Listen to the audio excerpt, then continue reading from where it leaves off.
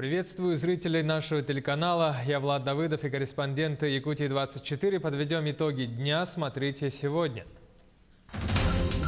Сила Сибири. Подробное на запуске мегапроекта. Репортаж из Чаиндинского месторождения нашего корреспондента. Актированные дни. Как точно разбираться в нормативах? Вести или не вести ребенка в школу при минус 45 и ниже? Рассмотрим вопросы в деталях. Дирижабли в Якутии. Необычный вид транспорта может появиться в республике. Когда и для чего? «Мир в красках». Под таким названием открыли выставку творческих работ детей с аутизмом в Якутске. Расскажем о мире через искусство. Детское движение «Настоящее и будущее». В столице стартовал крупный слет. Собрались более 100 лидеров и активистов со всех районов республики.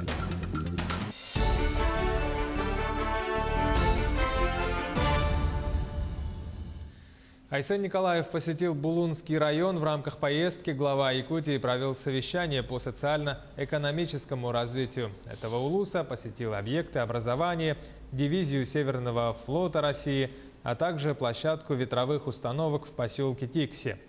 Также Айсен Николаев разделил радостные события с жителями Булунского района.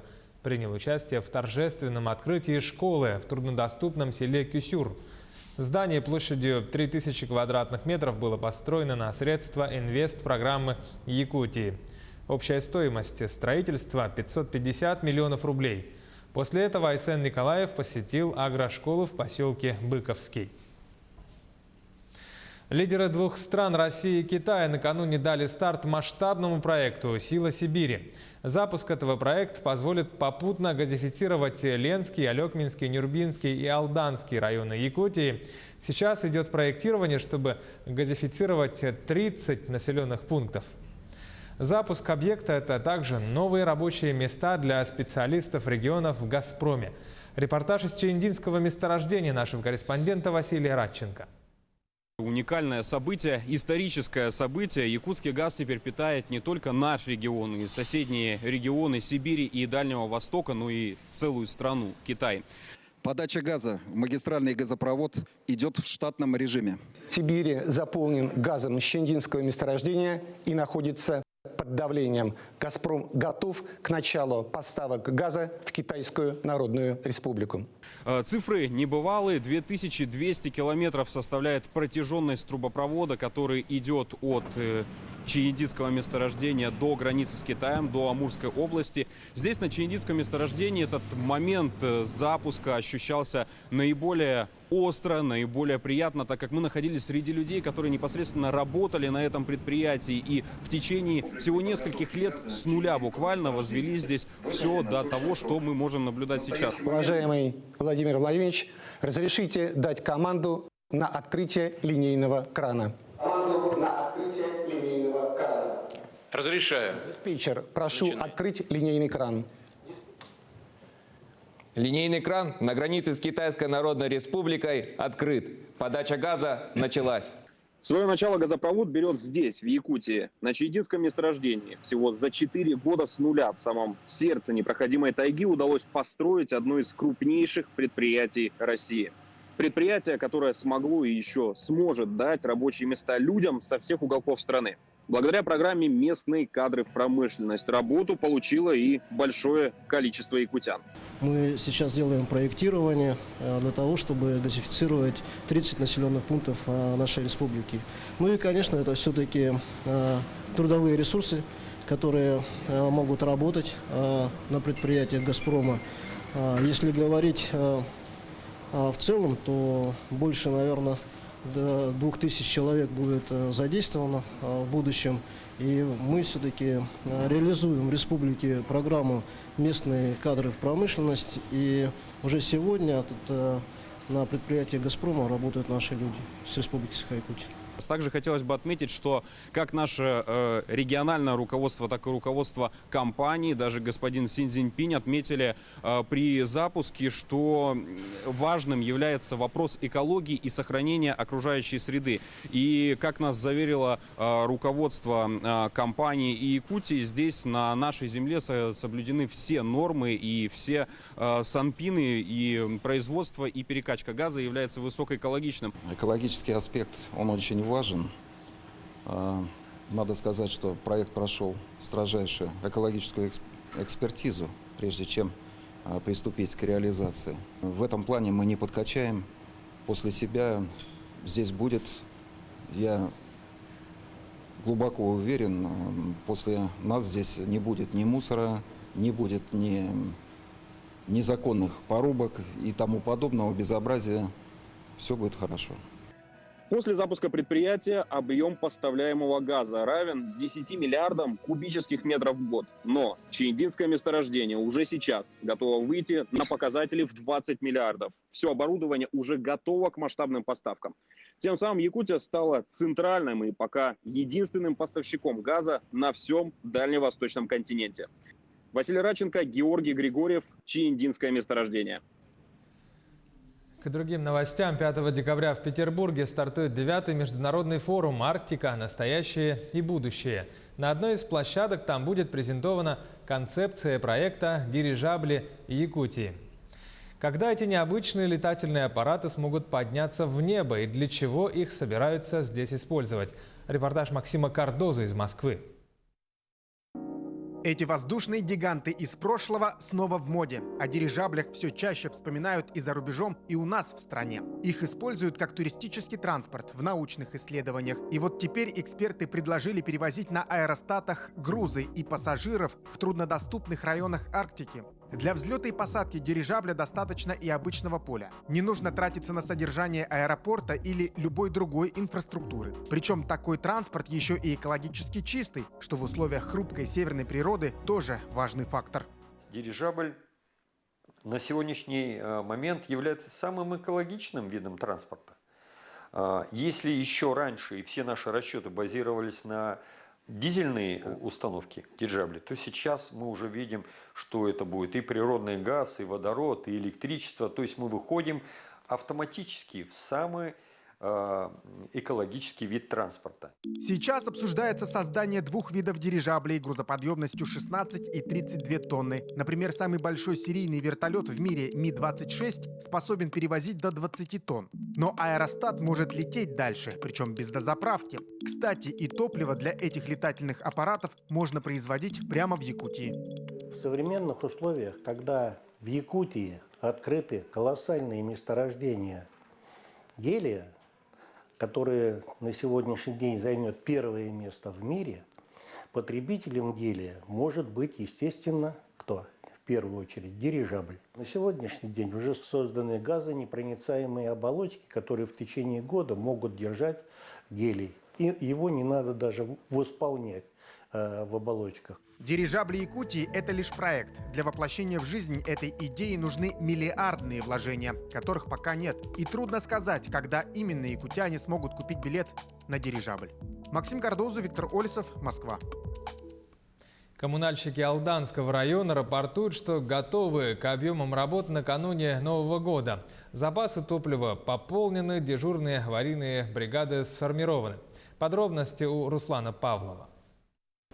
С начала отопительного сезона алданские коммунальщики достойно выполняют свои обязанности. Конечно, не без точечных проблем, но в целом ситуация в районе по тепловодоснабжению стабильна. Сейчас поставщики тепла усиленно готовятся к новогодним праздникам, запасаются топливом, формируют дежурные бригады и резервное оборудование. Все запланированные работы уже завершены. Значит, уголь, нормативно неснижаемый запас топлива на котельных поддерживаем. Значит, поставки идут согласно графика. Срывок поставок, значит, не наблюдается и не планируется. Да? Значит, по подготовке к новогодним праздникам, значит, будут сформированы аварийные бригады. Да? Значит, есть у нас утвержденный аварийный запас, который тоже восполняется и поддерживается. За действиями ресурсоснабжающих предприятий пристально следят надзорные органы. Их задача – своевременно реагировать на жалобы населения и вовремя предостерегать коммунальные структуры от нормативных отклонений. Как правило, на таких совещаниях обсуждаются вопросы, требующие межведомственного взаимодействия, осуществляется контроль заранее принятыми решениями. Также на совещании могут быть поставлены вопросы превентивного характера, в частности, при наличии оснований главам органов местного самоуправления, руководителям ресурсоснабжающих и управляющих организаций, прокурорам могут быть объявлены предостережения о недопустимости нарушений закона. Для стимулирования потребителей основной поставщик тепла в районе, общество «Теплоэнергосервис», вновь преподнесло новогодний подарок. Акция «В Новый год без долгов» стартовала с начала декабря, что привело к очередям в пунктах коммунальных платежей. С 1 декабря по 15 января планируется акция «Погаси долги без пени». То есть долги будут списаны без начисления пени, то есть за просроченную задолженность. Да, это стимулирует население к оплате. Как показывает анализ, подобные акции побуждают потребителей коммунальных услуг гасить накопившуюся задолженность. По словам коммунальщиков, за последние пару лет общий долг населения стал сокращаться.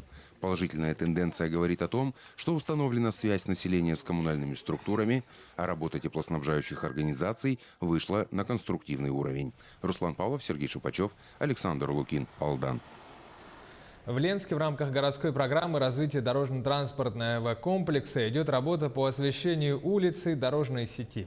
В этом году на улице Пролетарская были заменены детали освещения на двух рожковые, что позволяет добиться освещения большей площади дорожного пространства, также убрать так называемые темные пятна между опорами. На двух прилегающих улицах устанавливают новые опоры. В следующем году планируют заменить фонари в микрорайонах Алроса и Светлый. Также предусмотрена реконструкция системы освещения на улице Набережная практически по всей протяженности. В этом году отторгуем часть контракта для того, чтобы подрядчики могли закупить материалы, подготовиться и весной приступить ко второй части выполнения работ по замене электропроводки, установке антивандальных ламп, и в дальнейшем запуску улицы Набережной в эксплуатацию. В Мирном обсудили дизайн-проект благоустройства зоны отдыха на реке Ирелях. Именно в 2017 году из 5 территорий горожане отдали предпочтение облагораживанию реки Ирелях. В этом году во всероссийском конкурсе «Малые города и исторические поселения» проект не получил финансирования. И принято решение доработать его и весной снова принять участие в этом конкурсе. Слушатели отметили недостаточную проработку подъездных путей, а также выразили желание увеличить длину велодорожек, которые зимой будут служить трассой для лыжного спорта. По итогам общественных обсуждений дизайн-проект направлен на доработку с учетом всех замечаний. Планируется, что Ирелях будет многофункциональной базой для отдыха в любое время года. Недостаточно проработана экономическая часть, вовлечение предпринимателей. Социальные, исторические справки недоработаны. В этом году, я думаю, мы готовы уже дальше работать, доработать проект заново и отправить в этом году. Здесь довольно мало таких мест, где можно хорошо провести время, особенно зимой. Хотелось бы, чтобы зимой можно было там где-то согреться, где-то посидеть. Все будет актуально, все, что в плане, это все актуально. Зоны барбекю, те же велодорожки, этого не хватает. А уже доработанные претендует на победу во всероссийском конкурсе по созданию комфортной городской среды всесезонный центр отдыха «Амикан» в Нерюнгри. Напомним, проект принимал участие в конкурсе в прошлом году, однако отбор не прошел, а сейчас проект уже доработан и поддержан нерюнгринцами. Центр должен быть зонирован, то есть появится этноцентр и зона для занятия спортом. Значительно должна преобразиться территория парка техники. Отмечается также, что «Амикан» получит инвест-привлекательность для малого и среднего бизнеса. В перспективе «Амикан» должен стать центром туризма в Нерюнгри. В «Амикане» фишка в том, что он именно направлен на туризм. И можно сказать, даже можно включить в него промышленный туризм и своей идентичностью. Очень интересное название и очень большая история. И идея в том, что много национальностей собралось, и это воплотило в такой парк. И интересные архитектурно-планировочные решения парка. Продолжим после короткой паузы. Смотрите далее через минуту в программе «Итоги дня». Актированные дни. Как точно разбираться в нормативах? Вести или не вести ребенка в школу при минус 45 и ниже? Рассмотрим в деталях. «Мир в красках». Под таким названием открыли выставку творческих работ детей с аутизмом. В Якутске расскажем о мире через искусство. Детское движение «Настоящее и будущее». В столице стартовал крупный слет. Собрались более 100 лидеров и активистов со всей Якутии. Это «Якутия-24» в прямом эфире. Программа «Итоги дня». Продолжаем выпуск. С понижением температуры в некоторых районах Якутии начались актированные дни. К примеру, сегодня не учились школьники с 1 по 5 классы Нюрбинского и Сундарского районов, Югуляцкого и Сош-Вилюйского улуса, а также 2 школ Жиганского улуса и в Сюльдюкаре Мирнинского района. Вести или не вести ребенка в школу, когда столбик термометра опускается ниже минус 45? Как узнать об актированных днях? Вопрос особенно становится актуальным среди жителей столицы, где ежегодно в такие дни начинается некоторая путаница. В деталях вопроса разбиралась наш корреспондент Ульяна Шагина. Я думаю, уже начиная с 40, может. Как 40 градусов 45, правильно?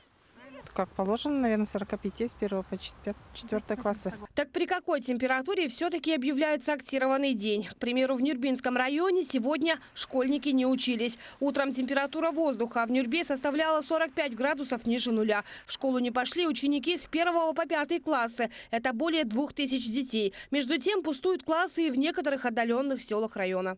В отдаленных наслегах в Харулинской школе, например, сегодня минус 50, поэтому они учатся с 1 по 11 класс. В столице пока погода позволяет школьникам посещать образовательные учреждения. Столбик термометра сегодня опустился до минус 36. Между тем, в этом году параметры актированных дней для учащихся остаются прежними. В минус 45 не учатся столичные школьники с 1 по 5 классы. В минус 48 не учатся с 1 по 8 классы. И актированный день для всей школы объявляется в минус 50.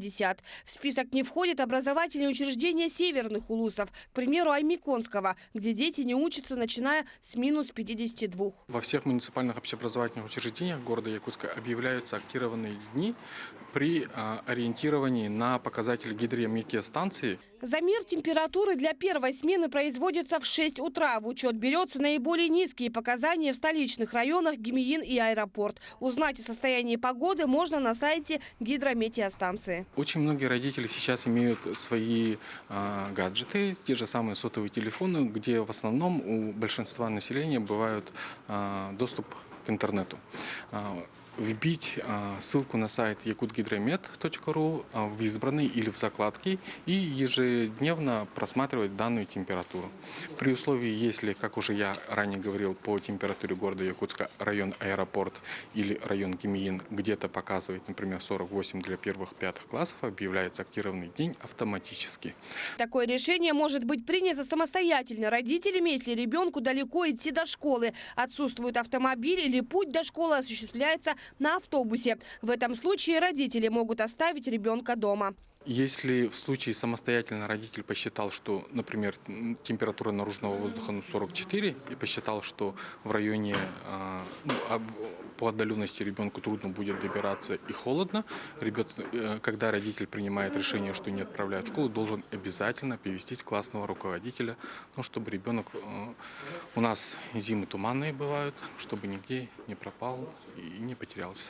Если вы с утра начали путаться в показаниях термометра и все-таки решили вести ребенка в школу, можно смело его там оставлять. Если в класс пришел даже один ребенок, для него организуют индивидуальное обучение, кружковую или внеклассную работу. Главное требование для родителей в такой день в обязательном порядке сопровождать школьников начальных классов. Ульяна Шагина, Семен Семенов, Нюрба, Мирный Якутск. В Якутске в мультимедийном историческом парке «Россия. Моя история» чествовали юбилейного посетителя. Семья Аргуновых из столицы региона стала 10-миллионным посетителем этого музея. Поздравить семью с этим событием прибыл председатель правительства Владимир Солодов. В торжественной обстановке он вручил памятные подарки и сертификат на бесплатное посещение всех музеев в Якутии. Каждый, кто хоть раз был в системе парков России «Моя история», знает, что в нем история из черно-белых учебников превращается в уникальное мультимедийное путешествие. Для нас, конечно, большая честь, что 10-миллионный посетитель выпал на город Якутск, и он в очередной раз показывает, что этот проект охватывает всю страну. Парк Россия «Моя история» задал новую планку для всех музеев. Мы в Якутске ориентируемся на него. Он разрешает миф о том, что музеи неинтересны молодежи, что музеи остались в прошлом веке или прошлом тысячелетии.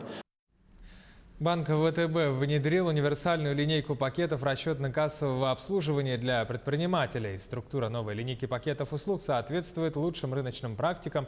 При этом подключить этот пакет услуг можно в любом офисе банка за минимальное время.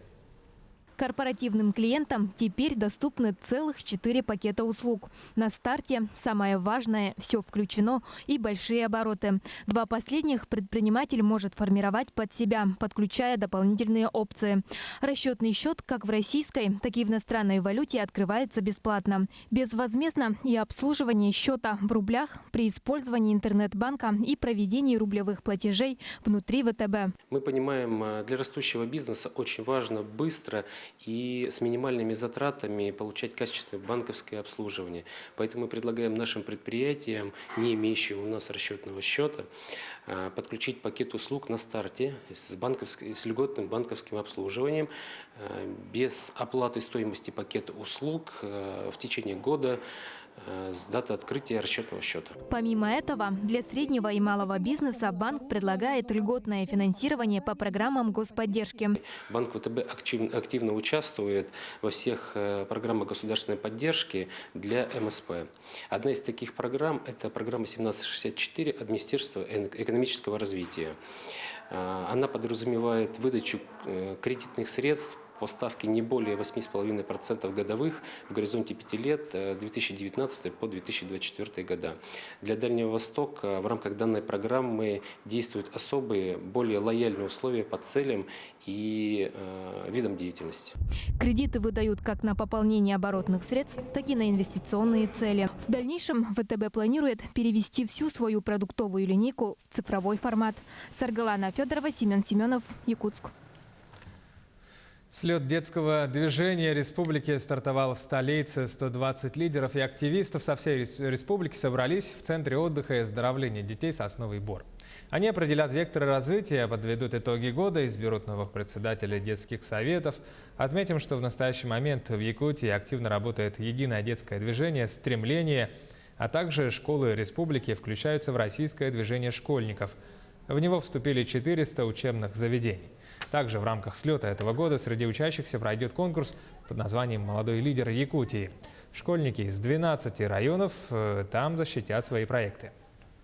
Мой проект называется «От сердца». Он направлен на волонтерскую деятельность, чтобы развить в республике волонтерское движение, чтобы люди смогли помогать друг другу и просто смогли быть близки к друг другу. Наш проект рассчитан всего на 2 года, но перспектива работы проекта долгосрочна. Так как этот проект развивается в нашей школе, пока он только на базе нашего поселка. Но в скором мы надеемся, что наш проект будет уже на базе всей республики.